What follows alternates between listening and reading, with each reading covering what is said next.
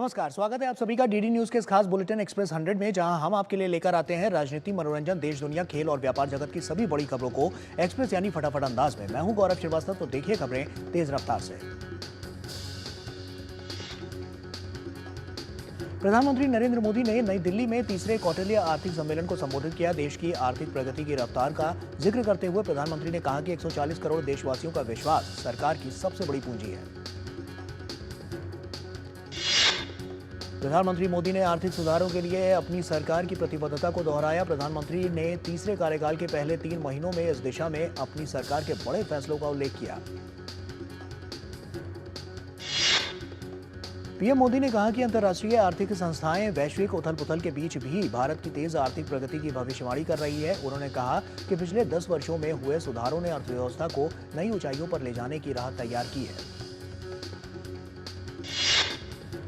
प्रधानमंत्री ने कौशल विकास और युवाओं के लिए अवसरों का जिक्र किया। प्रधानमंत्री ने शिक्षा जैसे क्षेत्रों में पिछले 1 दशक में हुए कामों को गिनाया। प्रधानमंत्री ने कहा कि आज भारत एआई और सेमीकंडक्टर जैसे क्षेत्रों में तेजी से आगे बढ़ रहा है।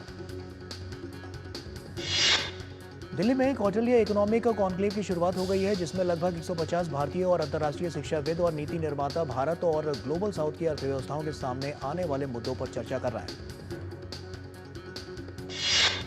वित्त मंत्री निर्मला सीतारमण ने कहा है कि 1 दशक में भारत की अर्थव्यवस्था तेजी से बढ़कर 10वें से 5वें पायदान पर पहुंची है। वित्त मंत्री ने कहा कि गरीबों, महिलाओं, युवाओं और अन्नदाता को ध्यान में रखकर इस दशक का बजट बनाया जाएगा। प्रधानमंत्री के प्रधान सचिव पीके मिश्रा ने दिल्ली में कौटिल्य आर्थिक सम्मेलन के तीसरे संस्करण में भाग लिया। कार्यक्रम में उन्होंने दुनिया भर के प्रतिष्ठित अर्थशास्त्रियों के साथ एक पैनल की अध्यक्षता की। उन्होंने 2047 तक भारत के विकसित भारत लक्ष्य पर प्रकाश डाला। हरियाणा विधानसभा चुनाव के तहत 5 अक्टूबर को होने वाले मतदान के लिए सभी तैयारियां पूरी कर ली गई हैं। चुनाव आयोग ने मतदान प्रक्रिया को सुचारू रूप से संपन्न कराने के लिए सुरक्षा के कड़े इंतजाम किए हैं। राज्य भर में पोलिंग पार्टियां मतदान केंद्रों के लिए रवाना हो गई हैं, जिनमें मतदान अधिकारी, सहायक कर्मचारी और सुरक्षा बल शामिल हैं। हरियाणा में चुनाव आयोग ने निष्पक्ष और पारदर्शी चुनाव सुनिश्चित करने के लिए कई कदम उठाए हैं। संवेदनशील और अति संवेदनशील मतदान केंद्रों पर अतिरिक्त सुरक्षा बल तैनात किए जाएंगे। हरियाणा में विधानसभा चुनाव के लिए मतदान 5 अक्टूबर शनिवार को सुबह 7 बजे से लेकर शाम 6 बजे तक होगा और वोटों की गिनती 8 अक्टूबर को होगी। और इस बार हरियाणा में 2 करोड़ से अधिक मतदाता अपने मताधिकार का प्रयोग करेंगे। पश्चिम बंगाल के 24 परगना जिले के भाटपाड़ा में बीजेपी नेता अर्जुन सिंह के घर पर कुछ अज्ञात लोगों ने घात लगाकर बम से हमला कर दिया और इस हमले में बीजेपी नेता और उनके 2 सुरक्षाकर्मी भी घायल हो गए। भाजपा नेता अर्जुन सिंह ने तृणमूल कांग्रेस कार्यकर्ताओं पर आरोप लगाते हुए कहा कि पश्चिम बंगाल में तृणमूल कांग्रेस खत्म हो रही है, इसलिए वो राज्य में भय पैदा करने की कोशिश कर रही है। पश्चिम बंगाल में भाजपा नेता के घर पर हमले को लेकर सियासत फिर से गर्मा गई है और इस घटना के सामने आते ही बीजेपी ने तृणमूल पर हमला किया है। शुभेंदु अधिकारी ने ममता सरकार पर निशाना साधते हुए बताया कि हमेशा की तरह पुलिस ने मूक दर्शक की भूमिका निभाई है और अपराधियों को रोकने के लिए कुछ भी नहीं किया। शुभेंदु अधिकारी का कहना है कि इस जघन्य अपराध के लिए दोषियों की पहचान करने और उन्हें गिरफ्तार करने के लिए वीडियो फुटेज ही काफी है। साथ ही पश्चिम बंगाल के डीजीपी से अपराधियों को जल्द से जल्द पकड़ने की अपील की। अर्जुन सिंह ने दावा किया है कि उनके निवास पर करीब 15 बम फेंके गए हैं और 1 दर्जन से अधिक राउंड फायरिंग की गई है। धमाके की आवाज सुनकर जब वे घर से बाहर निकले, उसी दौरान अचानक एक छर्रा उनके पैर में लग गया। भारतीय जनता पार्टी के राष्ट्रीय प्रवक्ता गौरव भाटिया ने उत्तर भारत में पकड़ी गई ड्रग्स की 5600 करोड़ की खेप मामले में प्रेस वार्ता करते हुए कांग्रेस पर साधा निशाना। गौरव भाटिया ने कहा कि जो कांग्रेस पार्टी पहले से करप्शन के लिए जानी जाती थी, वो अब कोकीन के लिए जानी जा रही है। बीजेपी के प्रवक्ता गौरव भाटिया ने कहा कि जहां मोदी सरकार युवाओं को खेल, शिक्षा और इनोवेशन की ओर ले जा रही है, वहीं कांग्रेस भारत के युवाओं को ड्रग्स की अंधेरी दुनिया में धकेल रही है। केंद्रीय मंत्री डॉक्टर जितेंद्र सिंह ने नई दिल्ली में भारत अंतर्राष्ट्रीय विज्ञान महोत्सव 2024 के बारे में जानकारी दी और इस अवसर पर डॉक्टर जितेंद्र सिंह ने IASF 2024 वेबसाइट, वीडियो और फ्लायर लॉन्च किए हैं। और इस बार के विज्ञान महोत्सव की थीम भारत को विज्ञान के क्षेत्र में ग्लोबल हब बनाने का संकल्प है। कार्यक्रम को संबोधित करते हुए डॉक्टर जितेंद्र सिंह ने कहा कि हमारी सरकार ने विज्ञान के क्षेत्र में विकास की तमाम संभावनाओं को आगे बढ़ाया। उन्होंने कहा कि मरीन और हिमालय साइंस के जरिए देश में विकास की संभावनाएं बढ़ेंगी। मोदी सरकार ने त्योहारों से पहले किसानों के हित में बड़ा निर्णय लिया है। केंद्रीय कृषि मंत्री शिवराज सिंह चौहान ने जानकारी दी कि प्रधानमंत्री नरेंद्र मोदी 5 अक्टूबर को महाराष्ट्र के वाशिम से किसान सम्मान निधि की 20,000 करोड़ की से अधिक की राशि सिंगल क्लिक से ट्रांसफर करेंगे। किसानों के कल्याण के लिए समर्पित मोदी सरकार ने पिछले 120 दिनों में किसान हितैषी अनेक फैसले किए हैं। केंद्र सरकार जल्द ही डिजिटल एग्रीकल्चर मिशन का गठन करने जा रही है। किसानों के लिए किए गए कल्याणकारी फैसले के बारे में जानकारी देते हुए कृषि मंत्री शिवराज सिंह चौहान ने कहा कि मोदी सरकार किसानों के हित में 6 सूत्री नीति पर काम कर रही है। कृषि मंत्री शिवराज सिंह ने साथ ही खाद्य तेलों के लिए राष्ट्रीय मिशन को देश के हित में बताया। साथ ही कहा कि हम आयात पर निर्भरता खत्म कर आत्मनिर्भर बनेंगे। रक्षा मंत्री राजनाथ सिंह ने नई दिल्ली में society of Indian defence manufacturers की 7वीं एजीएम को संबोधित किया। उन्होंने अपने संबोधन के दौरान SIDM की सराहना करते हुए SIDM भारत के रक्षा विनिर्माण के भविष्य की दिशा तय करने का एक महत्वपूर्ण मंच बन गया है। रक्षा निर्यात पर बात करते हुए राजनाथ सिंह ने कहा कि भारत अब डिफेंस एक्सपोर्ट की तरफ भी बहुत तेजी से अपने कदम बढ़ा रहा है। उसमें SIDM की भूमिका भी उल्लेखनीय है। रक्षा मंत्री ने कहा कि भारत का रक्षा क्षेत्रों में निर्माण लगातार बढ़ रहा है और रक्षा क्षेत्रों में निर्यात 21,000 करोड़ रुपए को पार कर गया है, जो कि अभी तक अपने आप में एक रिकॉर्ड है। राष्ट्रपति द्रौपदी मुर्मू राजस्थान के माउंट आबू में स्वच्छ और स्वस्थ समाज के लिए आध्यात्मिकता विषय पर आयोजित वैश्विक शिखर सम्मेलन में भाग लिया। ये आयोजन प्रजापति ब्रह्मा कुमारी ईश्वरीय विश्वविद्यालय के द्वारा आयोजित किया गया। कार्यक्रम को संबोधित करते हुए राष्ट्रपति द्रौपदी मुर्मू ने कहा कि स्वच्छता केवल बाहरी वातावरण में ही नहीं बल्कि हमारे विचारों और कर्मों में भी होनी चाहिए। राष्ट्रपति ने कहा कि सरकार द्वारा प्राकृतिक खेती को बढ़ावा दिया जा रहा है। उन्होंने कहा कि प्राकृतिक खेती से स्वच्छ अन्न और स्वच्छ अन्न से स्वस्थ मन की कड़ी जुड़ती है। महाराष्ट्र विधानसभा के डिप्टी स्पीकर और जनजातीय मंत्री नरहरी जिरवाल ने मंत्रालय भवन से छलांग लगा दी। हालांकि नीचे जाल रहने के कारण उनकी जान बच गई। आंदोलनरत विधायकों की मांग है कि आदिवासी आरक्षण के तहत धननगरों को आरक्षण नहीं दिया जाए और विधायकों की मूल मांग यह है कि ST आरक्षण प्रभावित नहीं होना चाहिए। रेल मंत्री अश्विनी वैष्णव ने देश भर में छोटी दूरी की ट्रेनों के बारे में बताते हुए कहा कि देश में इस समय एक शहर से दूसरे शहर को जोड़ने वाली नमो भारत रैपिड रेल के विस्तार पर सरकार का विशेष जोर है। रेल मंत्री ने कहा कि इसी कड़ी में पहली रैपिड रेल मेरठ से दिल्ली के बीच चलाने पर कार्य तेजी से चल रहा है और इसी तरह देश भर में 100 से 200 किलोमीटर तक की दूरी के सफर को आसान बनाने के लिए इन 5 सालों में कार्य किया जाएगा। छत्तीसगढ़ के दंतेवाड़ा नारायणपुर सीमा पर पुलिस और नक्सलियों के बीच मुठभेड़ में 30 नक्सली मारे गए हैं। नक्सलियों के पास बड़ी संख्या में नक्सली सामान और AK-47, SLR समेत अन्य हथियार भी बरामद किए गए। बस्तर संभाग में चल रहे नक्सल विरोधी अभियान के तहत इस साल 2024 में 663 माओवादियों को बीते 8 महीनों में गिरफ्तार किया गया है। वहीं कई माओवादियों ने नक्सल संगठन छोड़कर आत्मसमर्पण किया। असम में ओरंग नेशनल पार्क के वन्य जीवों के संरक्षण के लिए क्षेत्रफल को विकसित किया जा रहा है। इस संबंध में असम के मुख्यमंत्री हेमंत बिस्वा शर्मा ने कहा कि हम वन्य जीव संरक्षण की सफलता की एक नई कहानी लिख रहे हैं। ओरंग नेशनल पार्क का क्षेत्र अब कई गुना बढ़ गया है और ये सीधे काजीरंगा और बुरहा चपोरी WS से जुड़ा हुआ है, जिससे जानवरों के पनपने के लिए 180 किलोमीटर लंबा एक निर्बाध संरक्षित क्षेत्र बनाया गया है। भारत ऊर्जा भंडारण गठबंधन ने नई दिल्ली में अंतर्राष्ट्रीय सम्मेलन का आयोजन किया, जिसमें लिथियम बैटरी निर्माण से जुड़ी तमाम कंपनियों, संगठनों और हितधारकों ने हिस्सा लिया। इस सम्मेलन में इंडिया एनर्जी स्टोरेज अलायंस के अध्यक्ष डॉक्टर राहुल वालावलकर ने कहा कि भारत के 2032 तक 600 से 900 गीगावाट लिथियम बैटरी का संचयी मांग की उम्मीद है। रेलवे सुरक्षा बल का 40वां स्थापना समारोह महाराष्ट्र के नासिक में आयोजित किया गया। इस अवसर पर रेल मंत्री अश्विनी वैष्णव ने परेड का निरीक्षण किया। समारोह के दौरान रेल मंत्री ने विभिन्न श्रेणियों में पदक बांटे और संज्ञान ऐप के हिंदी संस्करण का भी उद्घाटन किया। कार्यक्रम को संबोधित करते हुए रेल मंत्री ने भरोसा दिलाया कि जल्द ही जम्मू कश्मीर में तैनात रेलवे सुरक्षा बल को बुलेट प्रूफ जैकेट और हेलमेट मुहैया कराई जाएगी। उन्होंने आने वाले 5 वर्षों में रेलवे के नए स्वरूप में उभरने की बात कही।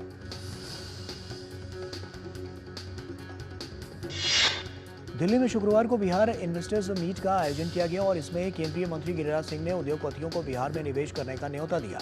इस दौरान बिहार के उद्योग मंत्री नीतीश मिश्रा और प्रदेश सरकार के अधिकारी मंच पर उपस्थित रहे।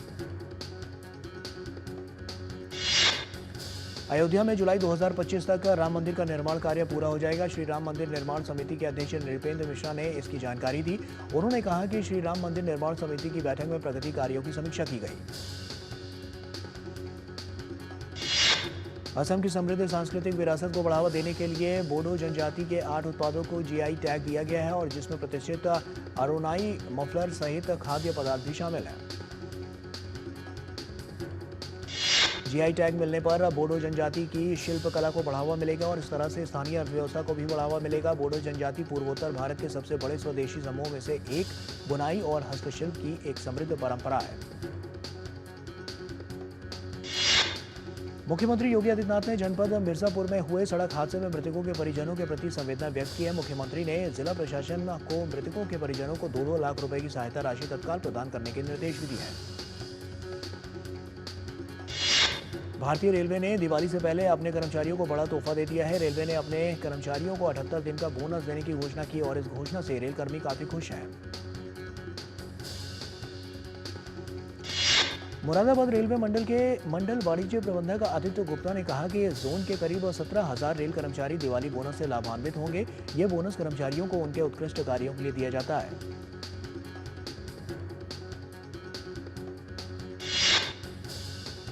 और वक्त यहां पर एक छोटे से ब्रेक का है, जल्द हाजिर होते हैं।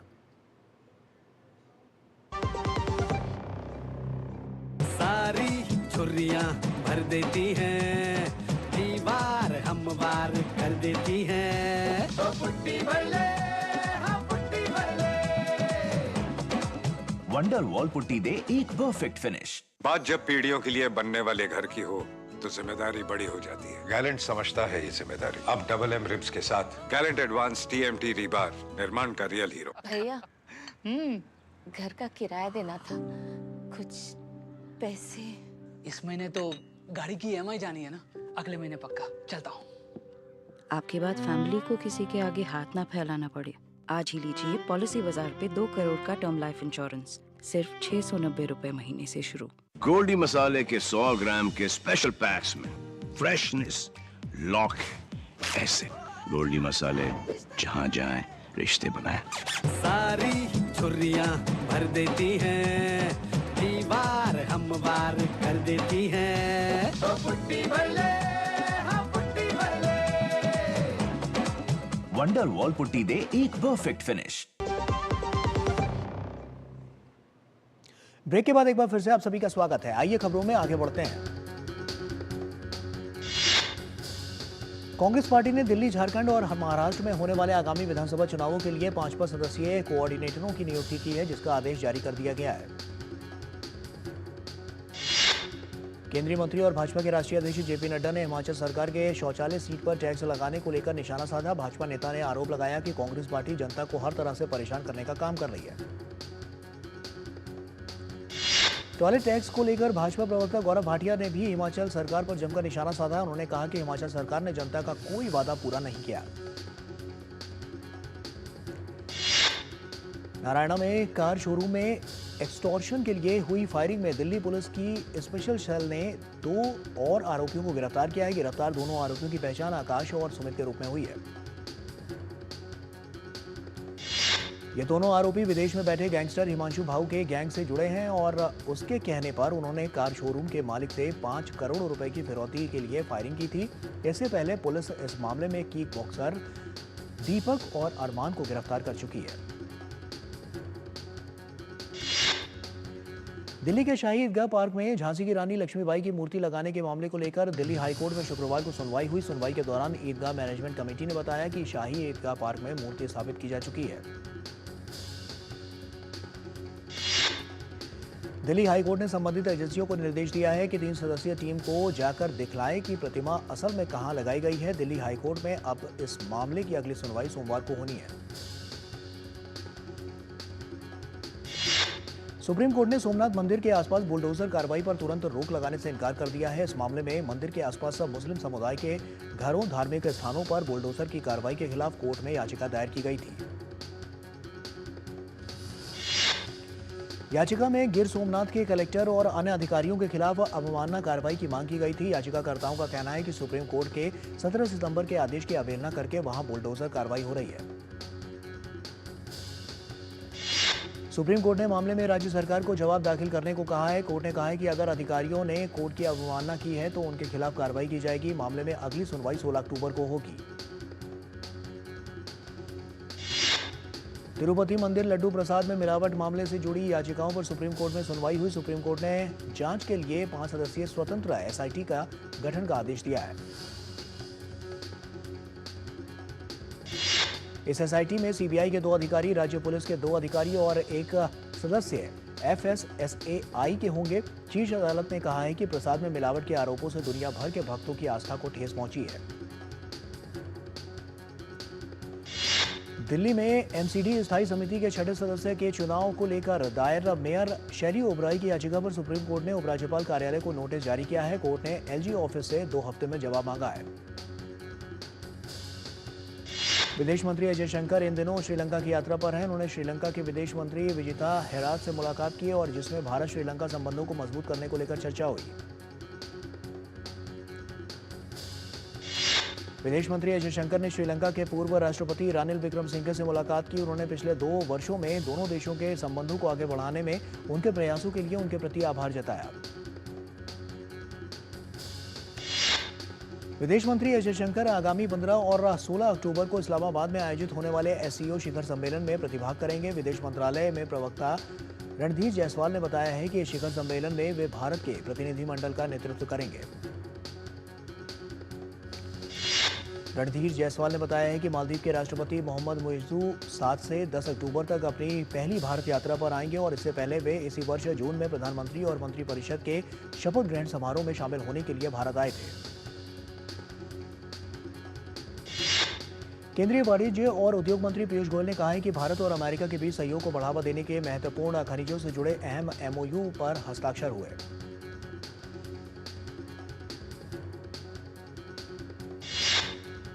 केंद्रीय पेट्रोलियम और प्राकृतिक गैस मंत्री हरदीप सिंह पुरी ने जानकारी दी कि भारत नेपाल ने पेट्रोलियम इंफ्रा मजबूत करने के लिए समझौता किया।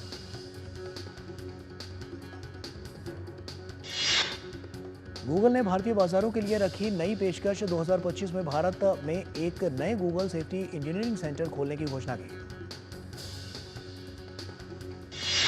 गूगल पे ऐप ने नई गोल्ड स्कीम शुरू की है। इसके तहत बिना सिविल स्कोर और डॉक्यूमेंट के उपभोक्ता 5 लाख से लेकर 50 लाख तक का लोन ले सकेंगे और ये लोन गोल्ड के बदले मिलेगा और इसका ब्याज काफी कम होगा। बीएसएनएल ने की कार्बन मोबाइल संग साझेदारी। बीएसएनएल जल्द ही अपना 4G फोन लॉन्च करेगा। बीएसएनएल के नए 4G फोन के साथ बीएसएनएल सिम और हाई स्पीड इंटरनेट की भी सुविधा मिलेगी। भारत में ग्रीन एनर्जी को बढ़ावा देने के लिए अडानी ग्रुप और गूगल ने किया साझेदारी की घोषणा। वहीं अडानी ग्रुप और गूगल की साझेदारी से डीकार्बनाइजेशन में मदद मिलेगी। भारतीय शेयर बाजार में लगातार 5वें दिन गिरावट दर्ज की गई। कारोबार के अंत में सेंसेक्स 808 अंकों की गिरावट के साथ 81,688 और निफ्टी 235 अंकों की गिरावट के साथ 25,014 पर बंद हुआ।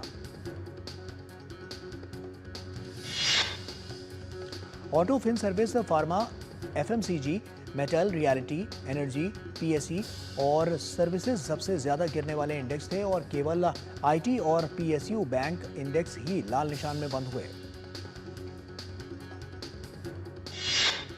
देश के नवीकरणीय ऊर्जा क्षेत्र में अवसरों को लेकर केंद्र सरकार ने कहा कि इस सेक्टर में पिछले साल 10.02 लाख नए रोजगार सृजन का अनुमान है।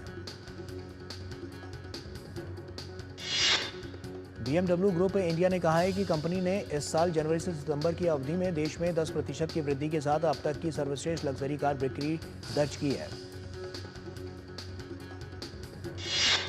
BMW i7 सबसे ज्यादा बिकने वाली ईवी रही है और कार सेगमेंट में BMW ने 10,056 यूनिट्स और मिनी ने 500 यूनिट्स की बिक्री की है।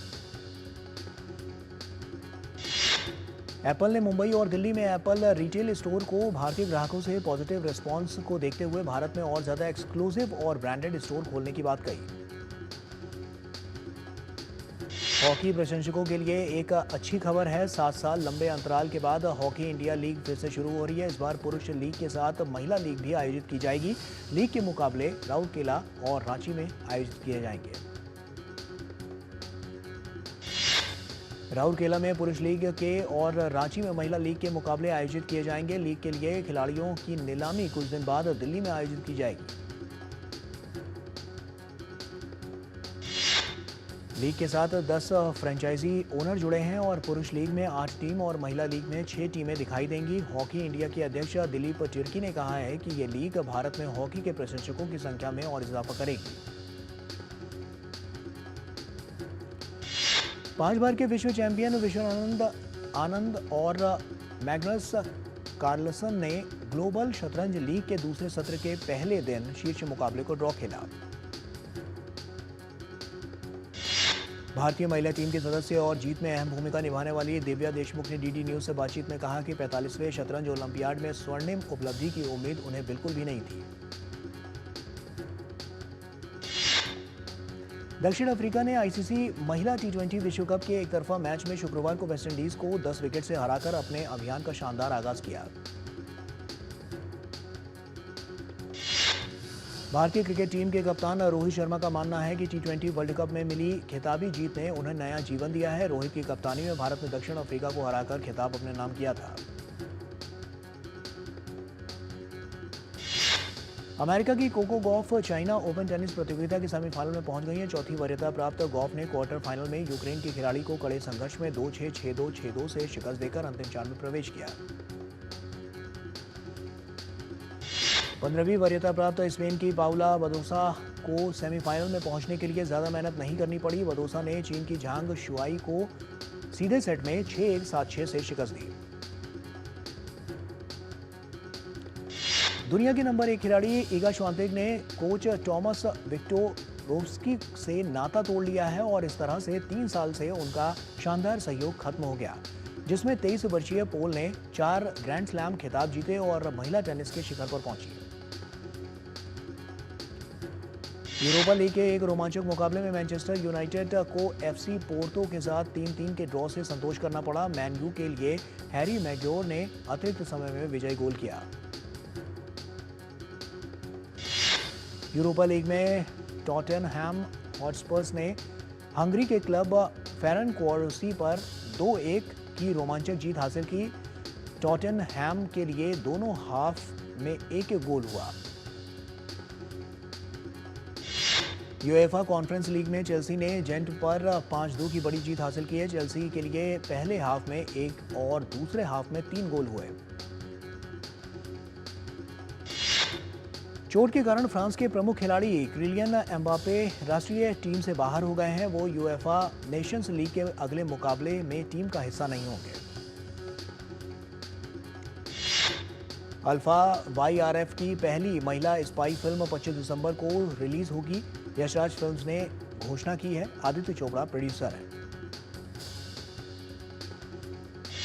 फिल्म निर्माता साजिद नाडियाडवाला ने सलमान खान की 2014 में आई फिल्म किक के सीक्वल की घोषणा कर दी है।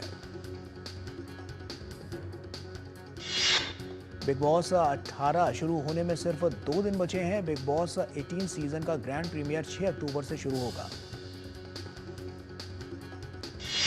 पंजाबी सिंगर गुरदास मान के एल्बम सॉन्ग ऑफ सॉइल के सभी गाने रिलीज कर दिए गए हैं। तुम्बाड़ ने री रिलीज के तीसरे सप्ताह में 30 करोड़ रुपए का आंकड़ा पार कर लिया है।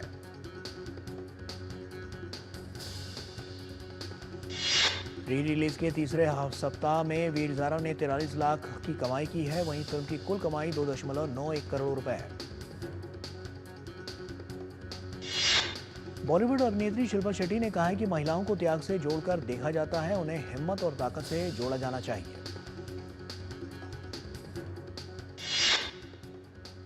और इसी के साथ एक्सप्रेस न्यूज में फिलहाल अभी के लिए इतना ही। हमें दीजिए इजाजत। नमस्कार।